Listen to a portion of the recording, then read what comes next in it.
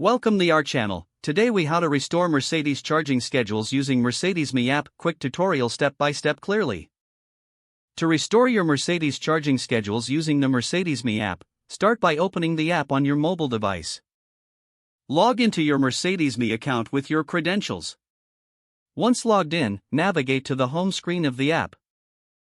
Look for the Vehicle tab and select it to access your vehicle's information.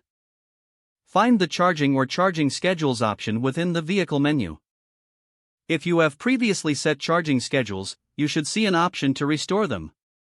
Select the Restore option to view your saved charging schedules.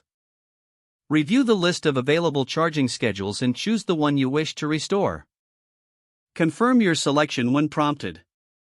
Once confirmed, the app will update your vehicle's charging schedules accordingly. To double-check, revisit the Charging Schedules section to ensure your settings are correct. Make any necessary adjustments if needed for your preferred charging times. Exit the Charging Schedule menu and return to the home screen. Your Mercedes is now restored to the desired charging schedules. You can monitor the charging status from your app at any time. Congratulations, you've successfully restored your Mercedes charging schedules using the Mercedes Me app. If the page does not load, refresh the browser or try again in a private or incognito window. Make sure you are using the correct email address, then retype it carefully to avoid small typos. If your password is not accepted, use the reset option and create a new strong password you can remember. Check your spam folder for verification or security emails, then complete any requested confirmation steps. Enable two-factor authentication if available to improve account security and reduce unauthorized access risk.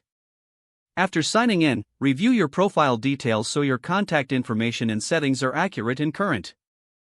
If you see an error message, note it down and try again after restarting your device and internet connection. Log out when you finish, especially on shared devices, to keep your account and payment information secure.